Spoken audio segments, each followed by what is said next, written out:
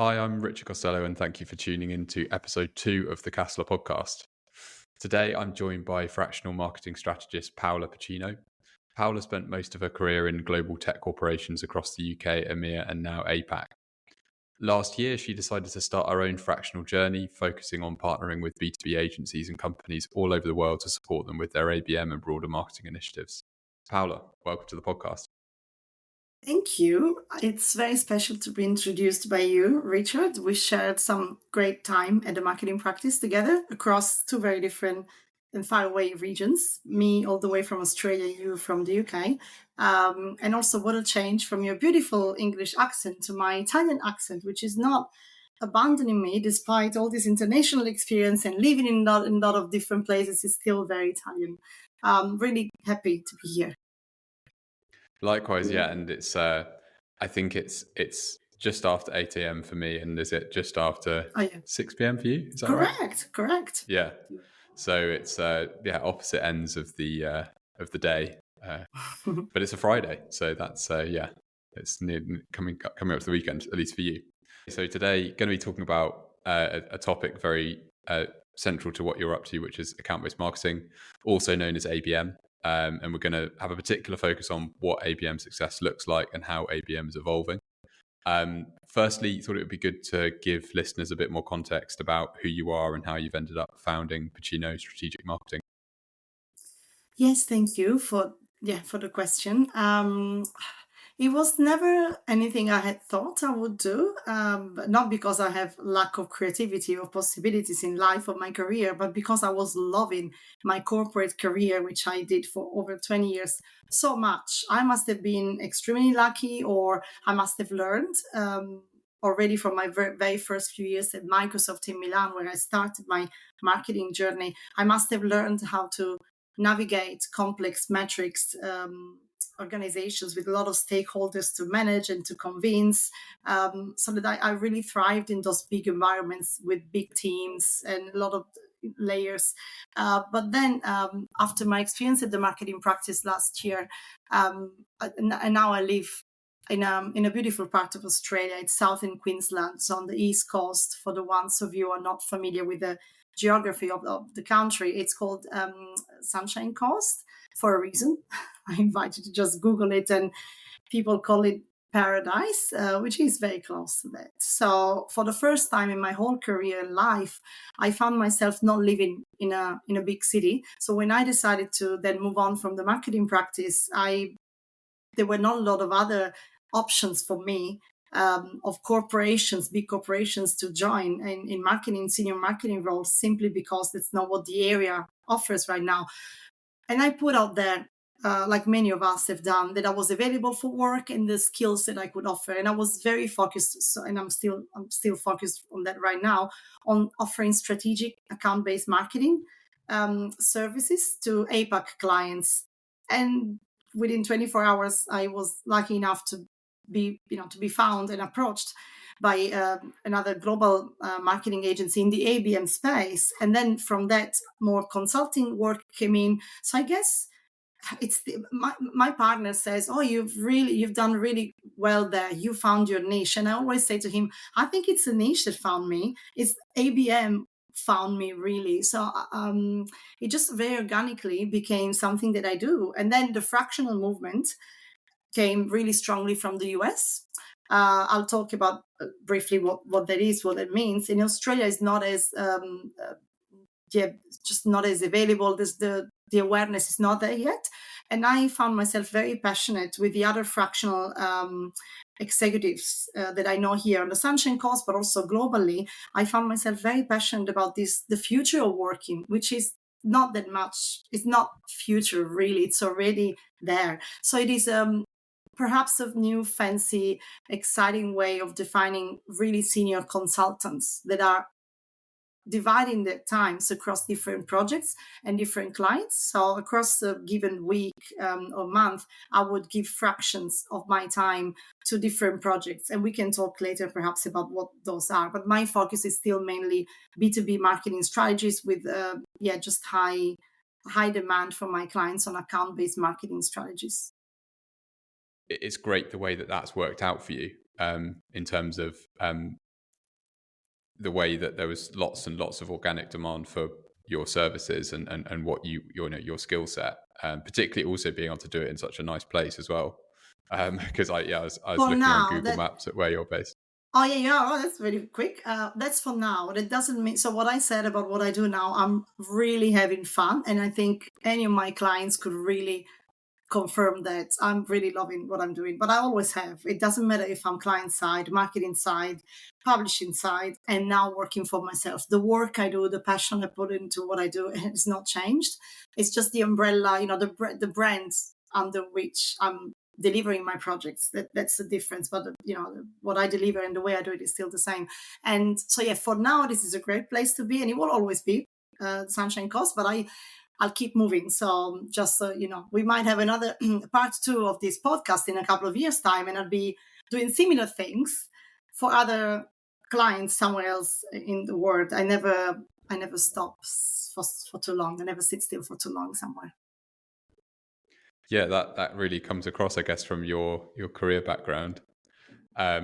Yes, so let's dive into the questions. So, how would you define account-based marketing? So many definitions, of course, that we could come up with here, and I go through phases when I have my favorite and I stick to that in my narrative for weeks or months, and then I see another one through my researchers or when I speak to other strategists, and I'm like, can I borrow that one? So I read somewhere recently on LinkedIn, someone really reputable around ABM, I think from the US, and it was something around account-based marketing would be what an executive director of any tech enterprise or big enterprise would do if they had the budget. I really like that. It is what it is it's a highly personalized and tailored way of running a program, a marketing program. It is really strategic, or at least the way I approach it and the way I run marketing programs is at a really strategic level. And then there are the 3 typical ways of, the 3 different types of account-based marketing. They've been around for a long time, and I do see already some trends, especially coming out of the US, where these 3 types that I'm going to describe in a second, they're not as relevant anymore, and they're shifting, they're changing. But for many years, the 3 types of account-based marketing have been one-to-one, when then you only choose one account and then you put all your efforts, energies, and resources into creating a campaign and a value proposition, and you find insights and only all around just one account. Then there is the one-to-few or cluster ABM. And the sweet spot for me is between 3 and 7 accounts that have enough criteria in common so that the ABM campaign becomes relevant, stays relevant for all the accounts in the cluster. And then there's one too many. I personally would argue that it's not ABM anymore. It's a demand generation piece when you go above 100 accounts. So those are the 3 traditional ways of classifying account-based marketing. As I said, there will be a lot of people that think that's not the case anymore, that ABM is definitely absolutely evolving, and we shouldn't limit ourselves to these 3 types. But yeah, this is in a nutshell what account-based marketing is. Yeah, it's a really helpful definition, and I think particularly to have those the 3 overarching categories, because those do come up so often when people talk about ABM. I actually thought it might be, I know we sort of created a set of questions in a certain order, but I thought that the next question might be, just given how you've answered that first one, where do you feel is the best place to start with ABM? So if you're looking at the one-to-one, one-to-few, one-to-many, is there a place where you sort of tend to see success, or is it all contextual? I don't know. What's your view on that? I really like this question, and obviously it can be answered in so many different ways. I've seen success across different clients, even within the same region. I'm talking about APAC. That's what my expertise is at the moment, Asia Pacific and a little bit of the Middle East. I've seen success from different approaches, starting with a pilot. It's always the best idea. It helps to the marketing people that are really advocating for the ABM program within the organization, it helps them going back to their director, CMO, and demonstrate the first initial quick wins and success without having to wait 2 years to get the first results. It also helps them get the first approval on a budget, because obviously being a pilot, you're talking about 6 months pilot. The budget will be a lot more, reduced compared to going there and asking for 18 months or 2 years budget. So it's easier to get the approval internally. Another reason why the pilot is good is because then you can also start getting the results and go to the sales team and show them that this is working and this is starting to bring results. And this is, I don't want to mention any of my clients or ex-clients, but it has worked at the very least for 3 really big global tech clients in APAC, where the sales team was initially skeptical because they had never been exposed to account-based marketing. It's nothing new there. And as soon as, after the first pilot, after the first 6 months, when the CMO could demonstrate the results, the good results that the pilot was achieving, then the CMO itself, themselves, they started to be in a position where they had to push back the sales team, because they ran the pilot in Australia, and this was the CMO for the whole of APAC and Middle East for this company. And obviously the sales team, they spread the word. They started to share the results across different regions. So the CMO was literally bombarded by the sales team from the Middle East and Singapore and Japan specifically, because they wanted the same, but she didn't have the budget. So there was a really nice problem to have. Like I any day I want to have a CMO coming to me saying, "Oh, look, they saw what amazing results we had in Australia. Now they want to do the same in the Middle East. I'll have to find a budget for that. That's your job." And they did. We started with the Middle East and Singapore, and and we already could go straight into the strategic fun bit of ABM, because we already had the sales buy-in, which is normally half of the battle. All of this starting from a pilot. So that's the success I've seen is about, it comes really from starting with the pilots. Now, the second layer from that is, okay, let's say we sold in a pilot, we got a budget, we are ready to start, but then the question is, do we do a one-to-one, or is it a one-to-few pilot we start putting our money into? And there are deeper conversations and meetings where you want to involve the marketing and the sales team together to understand which one is the best solution. It really depends on their objectives, their budgets, where they want to go, where they're coming from, what they want, but you guide them through that. Yeah.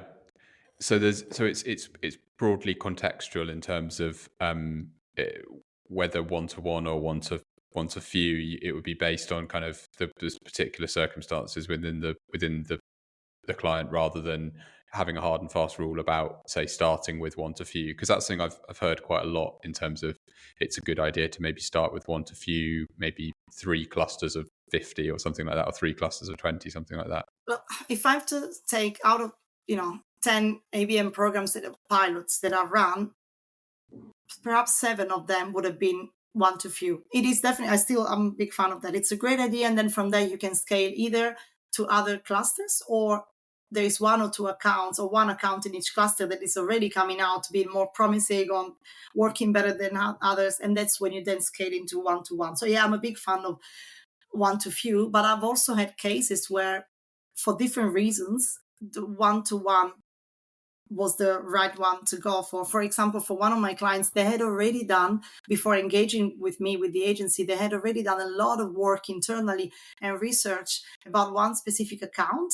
And so it was, yeah, we still had to, confirm that it was the right thing to do. But it was a no-brainer. It made a lot of sense in that case. They had enough to go about to start with a one-to-one. They had all the good reasons. Yes, but mostly, yeah, it could be either or. But I'm a big fan of one-to-few, but I wouldn't exclude to do a pilot of one-to-one. Yeah, that makes sense, I think. And I guess one thing you mentioned there was strong reasons for doing one-to-one with, in that particular case that you mentioned. What are strong reasons? What's an indicator that this is a really good opportunity for one-to-one ABM? They had a really strong account director and the whole sales team around him, very much engaged with this customer. They had built a relationship.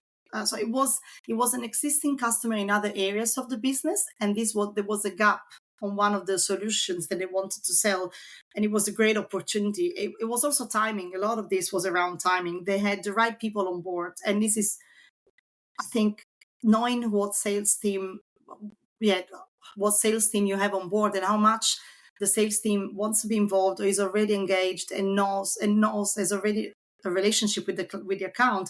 It needs to play a role in the decision that you're making. That was one thing. Then there was an RFP coming up later down the track. So we timed it in a way that we could have done the pilot first, and then once we completed that, we would have had time to also do what it's called pursuit marketing, which is tailored specifically to a tender, an RFP, which eventually this client won. They won the account. Those were the main things. There was a lot of insights. There was already a lot of material. It was there were just too many good reasons for us to go elsewhere. It was a while ago, and I can maybe try and remember more later. But those are the main reasons: the relationship with the account team and the timing. Yeah, no, it makes a lot of sense, and I think it's interesting to hear what those are for sure.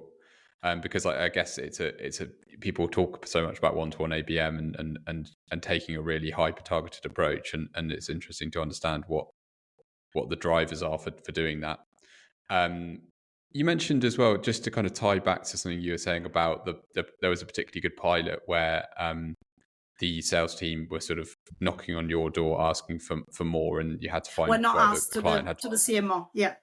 yeah. So asking, I guess, like for sort of more of what you were doing, tying into the next question about what makes good ABM. So what had gone right there? What was it that made them so keen to kind of get involved? So normally, to answer this question in my trainings that I run to clients, I have slides and slides, which I'm not going to go through obviously right now. There are, I can think about at least 10, but if I have to keep it to one, it is a really great way from the agency side. So from the moment when we start approaching doing the analysis and insights and research on the account or the accounts in this case, to the execution from the agency side. So from our side, it was a great example of all the parts of the agency working really well together. The strategy team worked hand in hand from day one with the creative team, although the creative team was, and I'm a big fan of this, I think I say this every day to my clients, and getting involved, I'm a big fan of getting the creative team involved as soon as possible into the journey. Even at the moment, that's what I do as my best practice. When I win a new account, I'll take my creative team on board. I don't even have a brief for the creative team yet. And by creative team, I just mean, anything that involves from graphic design and copywriting for the execution side of things. I would get them on board as soon as I win the account and we start working on a pilot or an ABM program, because by the time, and I keep them on the journey, even just for their knowledge, they don't have to action on anything. By the time we get to a stage of the ABM program where we hit the creative team, they have already at the back of their mind thought about potential ways. They've been on the journey. Also, I would have exposed them at least once or twice in a couple of touch points with the clients, because to me, it's really important that the sales team and the marketing team, that are ultimately my main stakeholders I need to convince, they already know who's going to take over after the strategy piece is done. They need to have the reassurance that the strategy person who did the beginning bit is not just disappearing, going into another project and never getting involved into the implementation again. And also they would want to see who the creative people that are actually going to make this work and happen, who they are, what's their authority, how much they know, if they've been involved about the strategy on the strategy. So I think in that case, the great success was from the agency side, all of us working really well together. And it's not just strategy and creative, the data team as well, and the content team, the program direction, all of this. In the ideal world, you want this to happen every time. For different reasons, it doesn't happen. Yeah, no, it makes a lot of sense. And what are are there any really specific techniques or approaches that you've seen that maybe, I guess, people might not be familiar with that you're seeing work well in an ABM context recently? Are we talking tactics? We're going into Yeah, I'd say GTM so. Yeah. tactics. Look, I always refrain. I always refrain from suggesting specific tactics. It's also interesting. It's a question that a lot of my clients, we're in the strategy phase and they already want to know, what are we going to do? Is LinkedIn, article going to work whether the webinar, or are we doing flyers? I don't know, the executive breakfast for I yeah, I always want to, it really depends. I don't like giving this answer, but it really depends. In my years of experience with account-based marketing, and even in B2B in general, I've never seen two go-to-market plans that look the same. It depends on a lot of things. So no, I wouldn't say there's no one thing. The magic is about orchestrating, and I'll use this word again. It's about the orchestration of all the parts in a really harmonic way. It's about making sure that we keep the messaging consistent across different touch points, offline, online, partnerships, sponsorships, events, whatever that is, and that we keep monitoring those touch points and those tactics, and we also see, we moderate them, we see what works, what doesn't work, and we perhaps adapt and change. So I'm sorry, I'm not giving you a really exciting answer there. No, there's not. And I'm really happy if someone wants to jump in and say, I've seen something that works really well. I would have seen some tactics that worked really well for some of my clients, like executive breakfast for one-to-one ABM programs for a tech client in Australia. But then the same tactic did not work for another client of mine at all. So for them, it was more, like online, some interactive PDF and one-to-one landing pages. But one is not better than the other. It depends on the audience. It depends on where your audience is as well. Yeah, I think that's a really useful point, particularly in terms of understanding that something can work really well in one context and then not be right in another, and that it's not one size fits all. And particularly hearing that something that worked really well in one context didn't work in another is, I think, particularly helpful as a thing to know. I guess in as open a way as possible, when things don't work so well in an account-based marketing program, what do you think are the sort of trends and themes where it doesn't work so well? There's some obvious ones that come to my mind, but it'd be interesting to get your take on that. So just so that I know I'm understanding the question right, you will not. What happens when something doesn't work well, or what causes the problems in account-based marketing? Because it does happen. Yeah, I just want to make sure. Yeah, I guess just when ABM doesn't work, why? Yeah, what do you think are the main reasons typically? Yeah. Well, one, if there is lack of alignment across all the departments involved from the client side. And it's not everybody always, obviously, talks about sales and marketing alignment. I think it's a lot more than that. We don't just need these two departments to talk. We also need the customer success to be aligned, and the creative team and the product team. So when there's not buy-in within the executive leaders within the organization, you don't need the whole team to be on board, but you will need at least one advocate per team. So yeah, it's very sad to see when you have a great program, you've designed a great program with great foundations and an amazing creative team doing great work, but because of the lack of buy-in internally, it just cannot evolve the way it should. So that's definitely one thing. Another thing is lack of maturity. Sometimes brands think they're ready to launch into an account-based marketing program, or they think they know even what an account-based marketing program is. And halfway through, or as they go through building the strategy and the go-to-market plan, the lack of maturity, unfortunately, can not make things impossible, but slow things down. Another reason is when, for different reasons, there is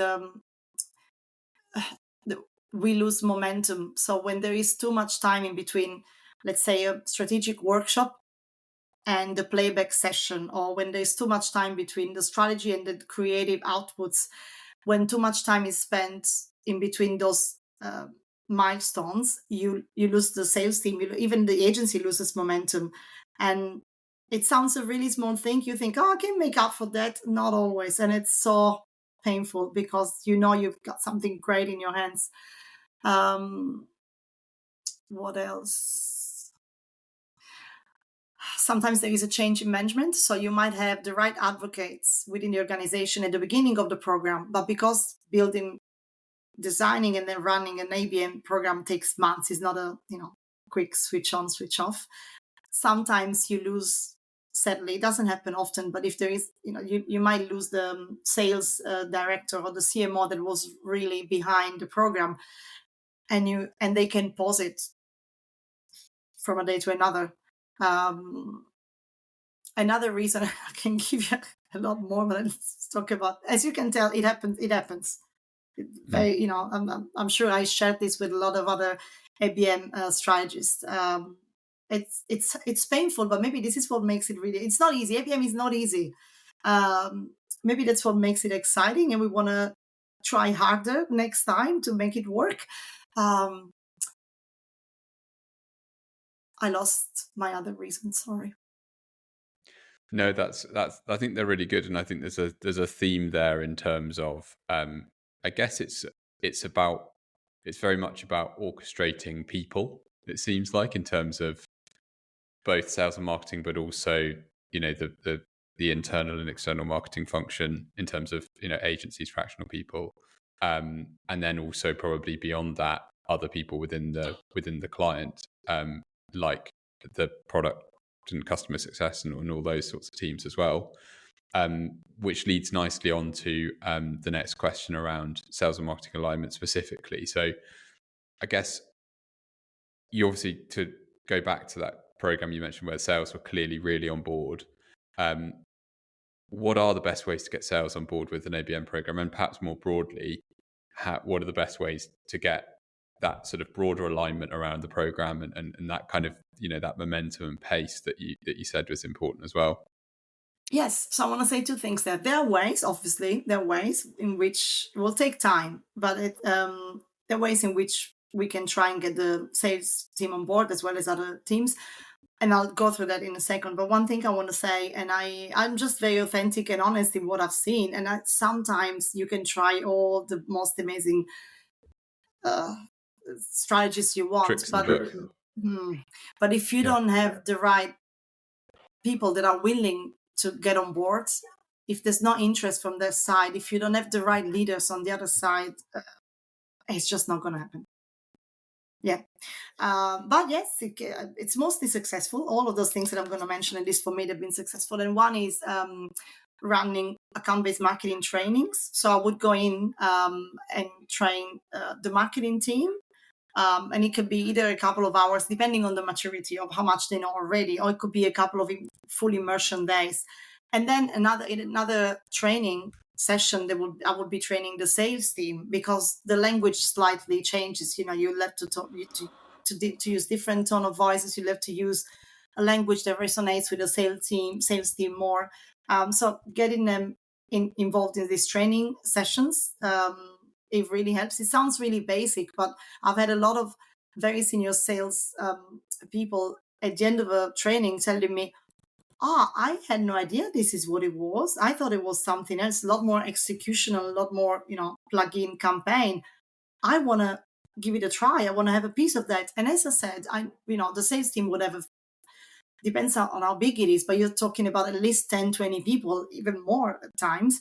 You don't need all of them to be on board. That would be amazing, but you just need the one or two. That's fine. You smell them. You find your advocates in there, and together with the marketing team, you get those on board and they become your influencers almost within the organization. So that's training.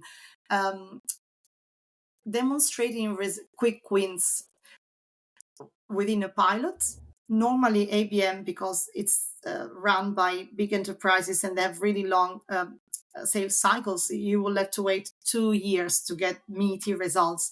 Obviously you don't have the luxury all the time. So as you run those longer term programs, it's always really good to set KPIs and share them with the sales team and marketing team since the beginning, to show them how within the first 3 to 6 months you can start demonstrating quick wins, something tactical, something practical. They can already see in their hands and see the results that this is giving.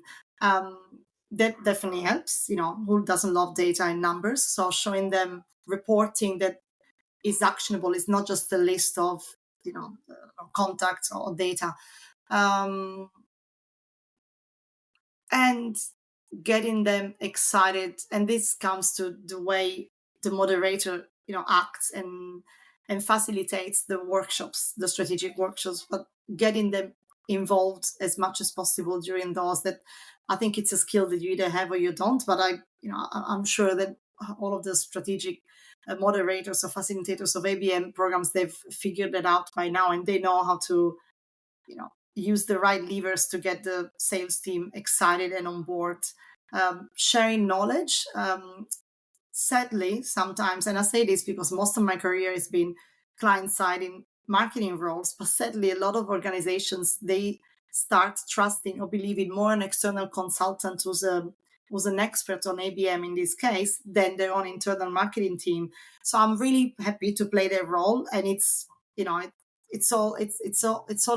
almost a role play that we organize between the marketing team and the consultant, and it just works. That they perceive us as the experts coming in on this specific topic. We're not there to touch their jobs or to tell them how they should do this before and after the surrounding. We just focus on that, and they're really receptive. Yeah, no, that's really great to hear. And I think one of the things that I heard from a former colleague at one point was that it's helpful to think of sales as a customer in an ABM program. I think I'm not making that up. So and one of the most important customers in that sort of context.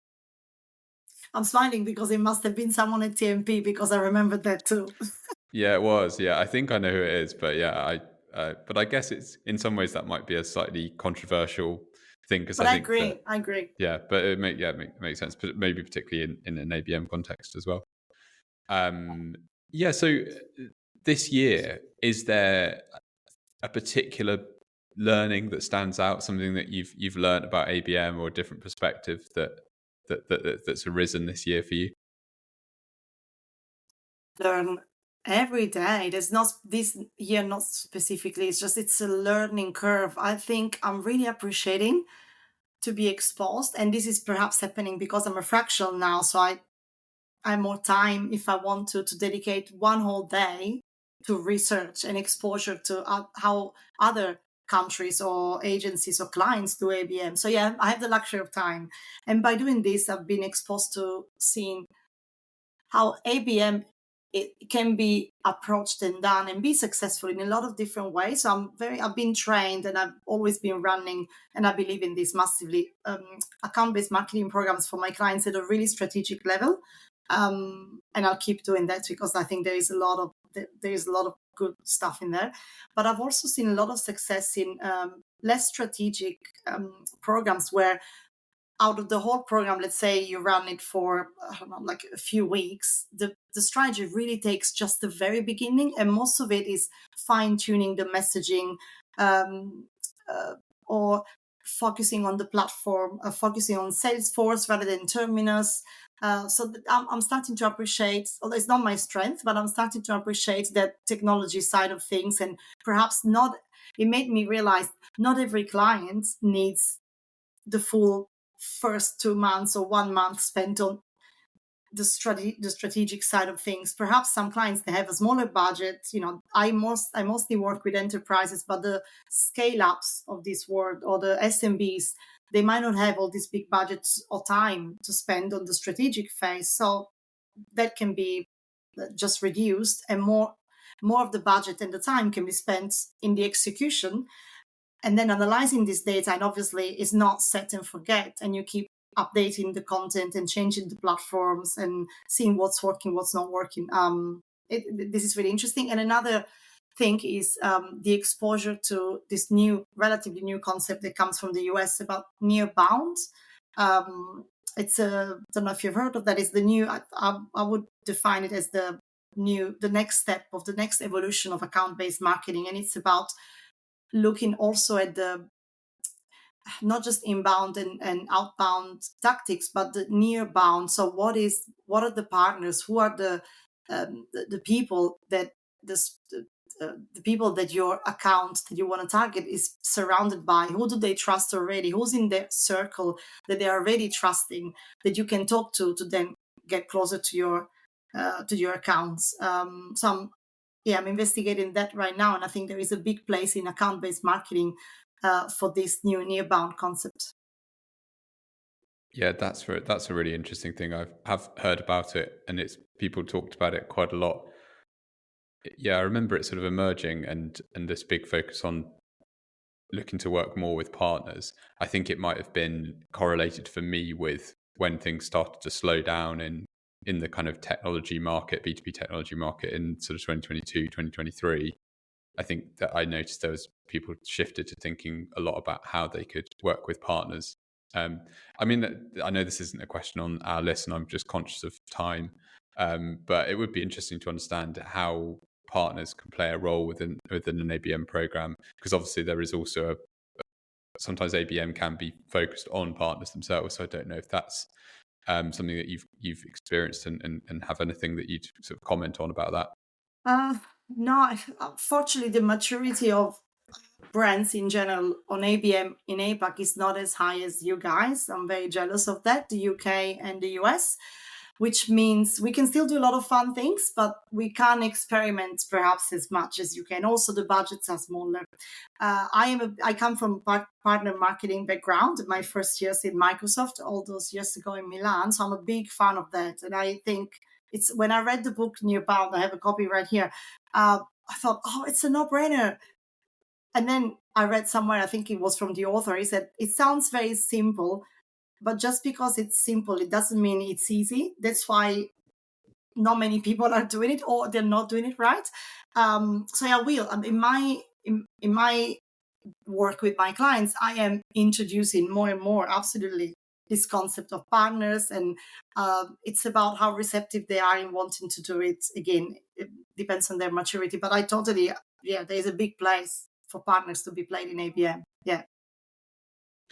Yeah, no, it makes sense. Yeah, it's an interesting area. I haven't. Well, yeah, actually, I think we wouldn't have positioned it in that way back in 2019. It was, but I did.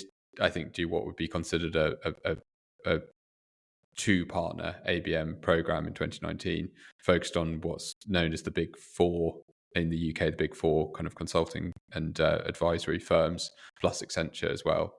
And that was really interesting because it was if somebody had said marketing to me, and then in the year before, because that was the year before that I first kind of got into B2B marketing. If somebody had sort of, it was such a lot to get my head around in terms of working for a technology business focused on their existing GSI partners. I think we'd probably describe them as global systems integrator partners, and sort of how that route to market was working. And yeah, it was a lot to kind of to think about. I'm not sure I really fully understood what I was doing, but we managed to make it work. It was actually really, really successful, actually.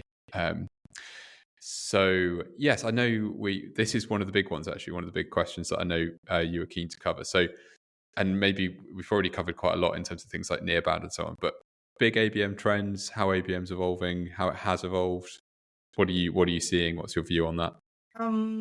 Nearbound was going to be one of the things I was going to mention. So that's, just a repetition, just a confirmation of what I said there. And it's only the beginning. I know it's been around for a couple of years, but that's in the US and in the UK. As I said here, it's quite unknown as a concept. So I'm a big advocate, and I speak to, I'm literally right now physically sending copies of the book to my clients here in APAC because it's so good and I want them to know about this. So I'm really big on creating advocacy around the nearbound concept in APAC. It will take me a while, but I'm on the case, and I'm sure I'm not the only person. So that's that. Also, as I was mentioning earlier in the podcast, I've seen a lot of trends, especially again coming from the US, of agencies and research firms, and perhaps also clients, some brands saying that they want to move away from the traditional categorization of the three types of account-based marketing, and they are creating their own hybrid versions, or things that are just more relevant for the market right now. That is not the same market that was 22 years ago. Those two things, and again, I see more and more agencies coming up with less strategic ABM, but more focus on the implementation side and platforms. I'm sure I'm missing a lot of trends. It's a lack of time. I'll talk to you in a few months. I'll have more time to read more, and there will be more to talk about. But those are for me so far the biggest trends I've seen. Yeah, it's making me want to read the Nearbound book for sure. You have to, absolutely. Yeah. Yeah, and I guess one thing you mentioned just at the end there is around ABM platforms. That's something that might be interesting to go into a little bit more detail about, because I think some people may know exactly what you mean by that, but it might be interesting to define a bit about the different sort of technology. I'm assuming that's what you're sort of talking about, the different kind of account-based marketing technology platforms. As I said, it's not my area of expertise. Normally, that's at that stage, I outsource it. I make sure that they have the right martech and they don't have too many. But that's where I normally, pass it on to the executive team. And it's an area from, what it is, it's basically using either Terminus or Salesforce or any other of those platforms where that they can actually implement whatever strategy is being built around the one-to-one or the one-to-few or one-to-many accounts. I think then there will be a lot of different platforms, especially in the one-to-many type, which is not the one I play within. I am more into the one-to-one and one-to-few. You can get lost just going into, going through. And now with AI, I see so many more coming up. It's overwhelming. Yeah, it's not an area I've got a great deal of experience in terms of things like Terminus, and is demand-based one that people use quite a lot as well. Correct. There is another one. I forgot there's another one. Well, there's so many. Terminus, Salesforce, demand-based, they're the biggest ones, but there are so many coming up. I see them on my feed on LinkedIn all the time, and then there's only so much time I need to choose where I focus my time, and my heart is still with the strategy. And so for me, although as an advisor, it's still really important to add value when I speak to clients and being able to advise what not to invest on, what not to do, and where to focus on. So at the very least, I need to know, what platforms they can ignore, where they need to put their efforts and concentrate their budgets. And what I see, unfortunately, and perhaps this goes back to one of the questions you asked me earlier, when I see ABM failing sometimes, is because and this is perhaps the smaller clients, some brands, they think, I just purchased my new ABM platform. I have the MarTech tick. I don't need any human to actually make it happen. I don't need a strategy. I don't even have to build a messaging house of the value proposition. They think that just by purchasing the account-based marketing platform, the program can run, and that's big failure that unfortunately, you see it on LinkedIn as well, very, very often. There's still, even if you do have the technology sorted from the beginning, you still need the strategy to be there, either if you do it in-house or if you outsource it. But there's always that big piece before. Yeah, it makes sense. And I think also instinctively for me, whatever the type of B2B marketing that's being done, I really feel as though there can be an over-reliance on technology. I think that generally where I see things work best, it's based on sort of, as you're saying, the right strategy, the right sort of type of bringing the right people together and getting alignment with people and things like that. So rather than a sort of shiny piece of tech. And yeah, I guess moving on, final sort of question before we move on to the bonus questions that we'll be asking everybody who comes on. What are you working on at the moment? What kind of projects are you enjoying? And yeah, what's taking up your time day to day at the moment? Yes, so again, the joys of working as a fractional, I get to choose the people I work with and the projects and that I work on and where I put my time. That's I have to say that the level of flexibility is not easy to beat, to be honest. Um, I now have the luxury of having more time in my hands, so I've been teaching as a lecturer at two universities here in Australia, the University of the Sunshine Coast in person here for the whole semester, and then down in Melbourne online, RMIT. And I teach digital marketing strategy down in Melbourne and here cross-cultural management, which is just, it fits in really well with my life really and career. I'm really loving giving back to students, to the future generation of professionals. It's very inspiring. So those are two big things that I'm doing, and I'm really, really enjoying. I also have a few clients in ANZ that need to grow. Like the number one objective is lead generation, grow, expanding into different industries or expanding into different regions outside of Australia. So I'm running B2B, they're really highly strategic B2B marketing programs for them. And for another couple of clients more in Southeast Asia, ABM pilots. They're both one to few, all in the tech space. Most of my clients are in the tech industry. That's what I'm doing. And I am really excited to be also trying to expand my client base into Middle East and India. There are two very specific areas. I'm aware of that. For different reasons, a lot of opportunities. There's some of the countries I'm looking at moving to, like physically moving to in the near future. So it's great for me to start making connections from here. And also, as I was mentioning earlier, the budgets in Australia, they're not known for being huge and the market size is smaller, and we all know that. So just because I'm based here on the Sunshine Coast, it doesn't mean I can only work with people in my time zone or in my continent. So I really thrive when I get thrown at different challenges and different languages and different time zones and different problems. So yeah, that's a lot of my focus. I'm spending at least half to 1 day a week on business development and networking in India and the Middle East. And also I'm working on a few speaking opportunities where I've been invited to speak at events here in Australia and in Asia next year. So yeah, I like that. It's all around B2B marketing and and ABM. I think that's it. Yeah, so it's very wide range of different things, and I shared that sort of excitement about India and Middle East, and I think particularly India is just a really fascinating market, and the potential there is just massive. So, and it does. I noticed just in since I've started working in B2B, it's figured more and more over the last sort of 5 to 10 years, roughly speaking. So in terms of in conversations and, meeting with more people who are based there and so on. So yeah, it's really, really exciting. So finally, a couple of quick fire bonus questions. So if you could advise B2B businesses to do one thing in their marketing, what would it be? Oh, yes. Spend time with your customers. It sounds like a no-brainer, but be out there. Yeah. And it doesn't have to be a formal meeting. You can camouflage it as a going together at an event or getting an extra tickets for a networking event or drinks or lunch or anything.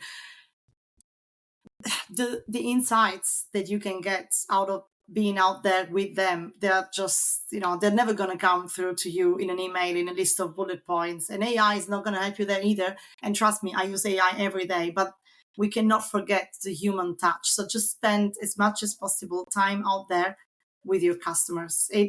In the long or even short term, it will help your business. Yeah. Cool. Yeah. And final question then. So what's your most contrarian take when it comes to B2B marketing? One is that it can be fun. it can be, it's not, it's not all about B2C shiny fancy ads out there or, online. It's make B2B fun again. We are ultimately, even if we are selling boring or, quite dry IT solutions to software architects, they are humans. They have passions. They have kids at home. They love surfing. You might have something in common. So make it fun and work in then more realistically and practically work alongside with your creative team. Get them excited about the B2B campaign you're working on, and just allow the creative team to have fun with the insights that you have, with the strategy you put together.